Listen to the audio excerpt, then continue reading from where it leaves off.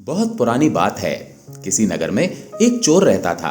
वो छोटी मोटी चोरी करके अपने परिवार को पालता था, पर उन चोरियों के धन से उसका ठीक से गुजारा नहीं हो पाता था।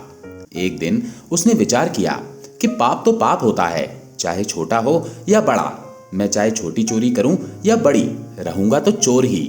पकड़े जाने पर दंड तो मुझे उतना ही मिलेगा, तो क्यों ना मैं बड़ी चोरी करूं। ऐसा निश्चय करके उस चोर ने राजा के खजाने को लूटने की योजना बनाई। रात होने पर वो किसी तरह से राजमहल में प्रवेश कर गया। राजमहल में पहुंचने पर उसने देखा कि राजा के खजाने की कई सैनिक चौकसी कर रहे थे। सख्त पहरा देखकर चोर को लगा कि उनकी आंखों में धूल झोंकना बहुत कठिन काम है। सोचने लगा, यहाँ तो साक्षात मृत्यु पहरा दे रही है। अगर मैंने चोरी करने की गुस्ताखी की तो जीवित नहीं बचूंगा। यही सोचकर चोर उल्टे पांव लौट पड़ा। लौटते समय उसने सोचा कि खाली हाथ लौटने से अच्छा है कि कुछ न कुछ तो यहां से ले ही चलूं। मेरा यहां आना व्यर्थ नहीं होना चाहिए। चोर के दिमाग में युक्ति आई कि राजा के कक्ष में चलना चाहिए, जहां राजा सोता है, और इस समय राजा अपनी पोशाक उतारकर सो गया होगा। मैं राजा की पोशाक ही चुरा कर ले आऊंगा और वही पोशाक पहनकर मैं आसानी से कुछ धन चुराकर यहां से निकल जाऊंगा। पहरेदारों को लगेगा कि मैं राजा हूं, इसलिए वे मेरे रास्ते में नहीं आएंगे और मेरा काम बड़ी आसानी से बन जाएगा। ऐसा निश्चय करके चोर राजा के कक्ष के पास पहुंच गया। चोर ने धीरे से पर्दा हटाकर झांक कर देखा तो अंदर का नजारा देखकर हैरान रह गया। उसने देखा कि कक्ष में राजा साहब अपने पलंग पर गहरी निद्रा में सो रहे हैं और उनकी रानी अर्धनग्न अवस्था में पलंग पर बैठी हुई थी। रानी को जागता देखकर चोर के हाथ पैर फूल गए। वो एक और दीवार से सटकर खड़ा हो गया और रानी के सो जाने का इंतजार करने लगा। काफी देर के बाद उसने फिर पर्दा हटाकर देखा कि देखें रानी अभी तक सोई है या नहीं, क्योंकि रानी सोए तो राजा की पोशाक चुराई जाए। चोर ने देखा कि रानी उसी तरह अभी भी बैठी जाग रही थी। ये देखकर चोर को सकपका गया। हड़बड़ी में बाहर एक गुलदस्ता रखा हुआ था, जो चोर का हाथ लगने से नीचे गिर गया। गुलदस्ते की आवाज सुनकर राजा तो नहीं जागा, लेकिन रानी तुरंत तलवार लेकर बाहर आ गई। उसने वो तलवार चोर की गर्दन पर रख दी और बोली, कौन हो तुम और यहाँ किस लिए आए हो? सच सच बताओ, वरना तुम्हारा सर अभी कलम कर दूंगी। चोर डर के मारे पसीना पसीना हो गया। वो हाथ जोड़कर गिड़गिड़ाता हुआ बोला, रानी साहिबा, मेरी जान बख्श दीजिए। मैं एक गरीब चोर हूं और चोरी करने के उद्देश्य से मैं यहाँ आया था। छोटी मोटी चोरी करके अपने परिवार का पालन करता हूँ। आप मुझे मार दोगी तो मेरे बच्चे अनाथ हो जाएंगे। मैं वचन देता हूँ कि इस बार मुझे छोड़ दो, मैं कभी इधर मुड़ के भी नहीं देखूंगा। मेरे छोटे छोटे बच्चों पर रहम करो। चोर को अत्यंत भयभीत और गिड़गिड़ाता हुआ देखकर रानी ने कुछ नरम रुख अपनाया और बोली, सुनो, मैं तुम्हें एक शर्त पर छोड़ सकती हूँ। मैं इस समय काम से पीड़ित हूँ। यदि तुम मेरे साथ समागम करो तो मैं तुम्हें यहाँ से जाने दूंगी, वरना मैं तुम्हारा सर काट दूंगी। रानी की अनोखी शर्त सुनकर चोर और भी ज्यादा घबरा गया। वो कहने लगा, रानी जी, ये आप क्या कह रही हो? मैं एक चोर हूँ और आप इतने बड़े राज्य की महारानी हो। मेरी क्या औकात जो मैं आपके साथ ऐसा करूं? मेरे लिए तो ये सोचना भी गुनाह है। रानी बोली, मैं कुछ नहीं सुनना चाहती। अगर तुम्हें अपनी जान प्यारी है तो मैंने जैसा कहा है वैसा करो, वरना मरने को तैयार रहो। रानी का ऐसा प्रस्ताव सुनकर चोर की जान हलक में अटक गई। वो सोचने लगा, आज मैं बहुत बड़ी मुसीबत में फंस गया हूं। यदि मैं रानी की बात नहीं मानता हूं तो भी मारा जाऊंगा, और मानता हूं तो भी मारा जाऊंगा। चोर बहुत बड़ी दुविधा में पड़ा था कि क्या करूं। आखिरकार उसने रानी के साथ समागम करने की बात स्वीकार कर ली और बोला, रानी साहिबा, मुझे कुछ देर की मोहलत दे दो। मुझे बहुत जोर की लघु शंका लगी है।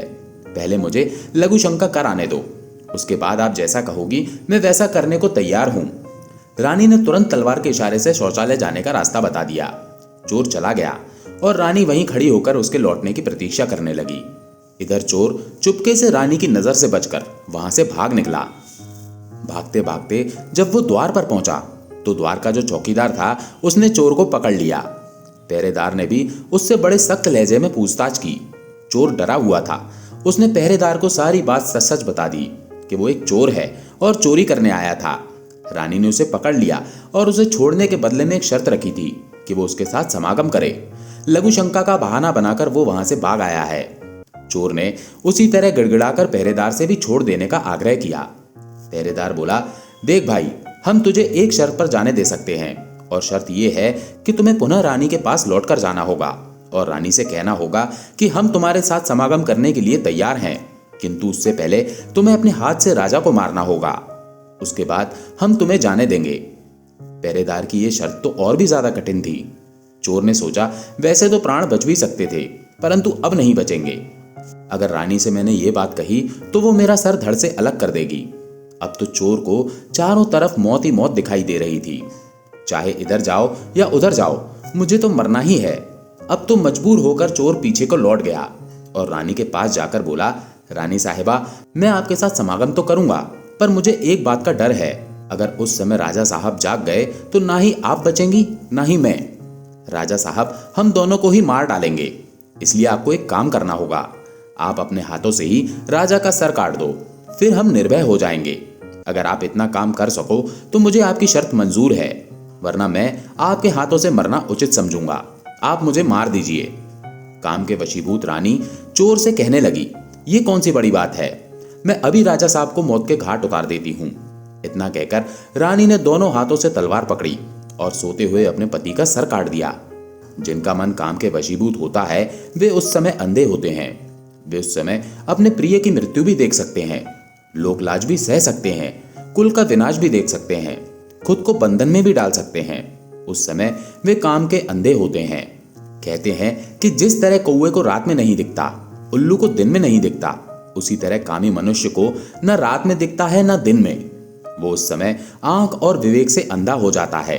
रानी ने जब अपने हाथों अपने ही पति को मार डाला तो राजा के रक्त से पूरा कक्ष लाल हो गया। राजा के रक्त से रानी भी भीग गई थी। इस भयावह मंजर को देखकर रानी कुछ देर के लिए बेहोश हो गई। उसी समय मौका पाकर चोर वहां से भाग निकला। इधर सुबह राजमहल में हंगामा हो गया कि कोई राजा को मार गया, मगर राजा को मारने वाले का कुछ पता नहीं चल पा रहा था। सब लोग बड़े आश्चर्य में थे कि राजा को सोते समय कौन मार गया। इधर रानी भी दहाड़े मार मार कर रो रही थी। इस रहस्य को पूरे राजमहल में केवल वो एक पहरेदार ही जानता था कि रानी और उस चोर में से किसी एक ने ही राजा को मारा है, परंतु उसने इस बात की चर्चा किसी से भी नहीं की। इधर राजा की अंतिम क्रिया की पूरी तैयारी हो चुकी थी।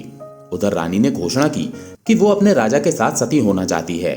ये जानकर रानी पर किसी ने भी संदेह नहीं किया कि रानी अगर ऐसा करती तो वो राजा के साथ सती क्यों होती। इधर रानी श्रृंगार करके राजा के साथ चिता पर जाकर बैठ गई। राज्य के सभी अधिकारी कर्मचारी राजा की चिता पर एक एक करके लकड़ी रखते जाते थे और उन्हें नमन करके पीछे लौट जाते थे।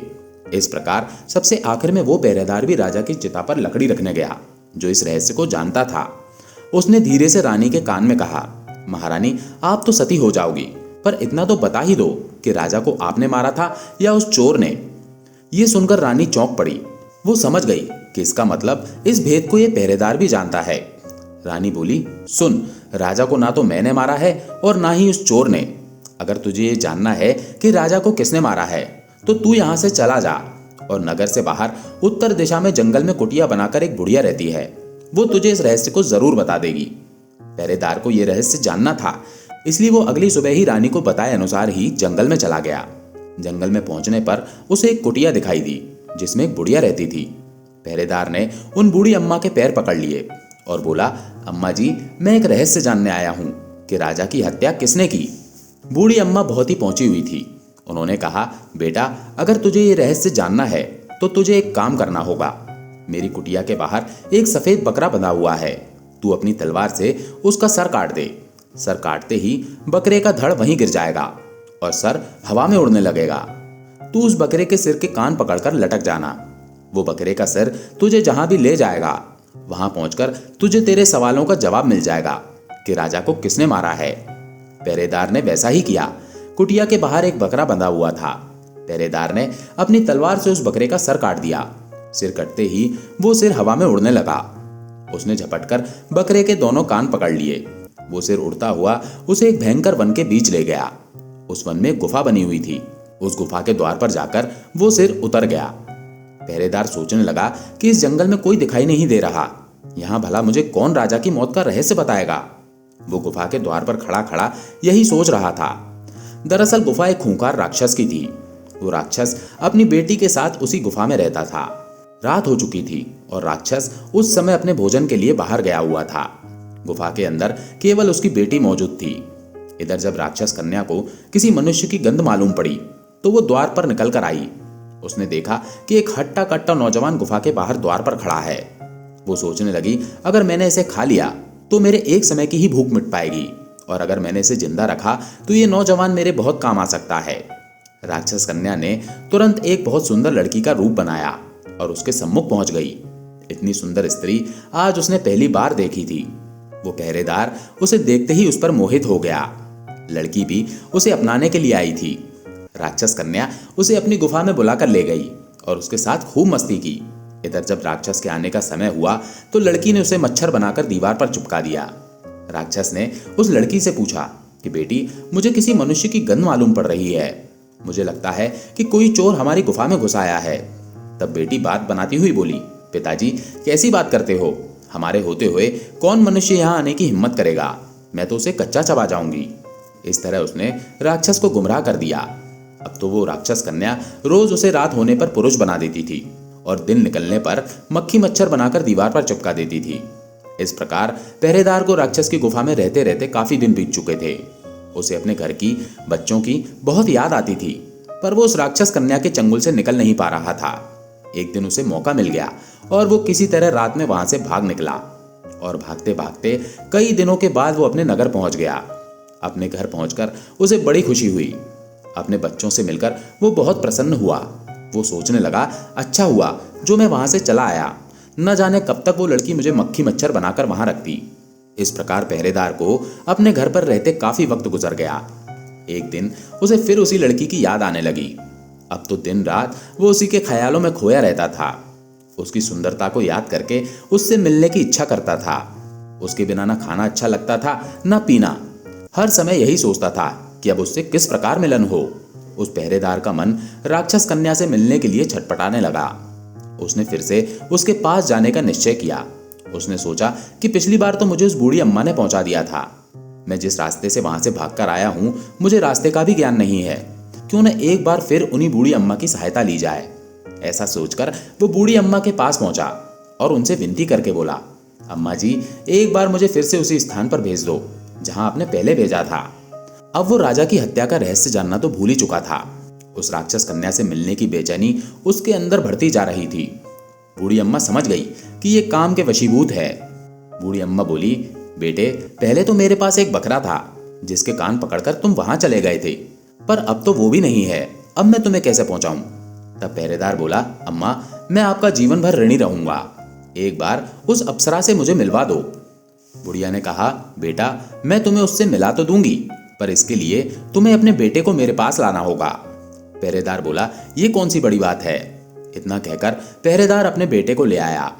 बूढ़ी अम्मा बोली, बेटा, जिस तरह तुमने बकरे का सिर काटा था उसी तरह तुम अपने बेटे का सिर काट दो। जिस तरह बकरे का सिर उड़ा था उसी तरह इसका सिर भी हवा में उड़ेगा। तुम इसका सिर पकड़ लेना और ये तुम्हें उसी स्थान पर पहुंचा देगा। काम के वशीभूत वो पहरेदार अपने बेटे का सिर काटने के लिए तैयार हो गया। उसने जैसे ही तलवार लेकर बेटे का सिर काटना चाहा, बूढ़ी अम्मा ने उसका हाथ पकड़ लिया और बोली, ठहरो, यही तुम्हारे प्रश्न का जवाब है। राजा को न चोर ने मारा था न रानी ने, राजा को हवस ने मारा था। जिस तरह काम वासना में अंधे होकर तुम अपने बेटे को मारने के लिए तैयार हो, इसी हवस के वशीभूत होकर मनुष्य अंधा हो जाता है। उसे सब कुछ दिखना बंद हो जाता है। उस समय उसे अच्छा बुरा नहीं सूझता, वो निंदनीय से निंदनीय कर्म कर डालता है। इसी तरह धन का लालची भी धन में अंधा होकर कुछ भी नहीं देख पाता। तीसरा होता है क्रोधी।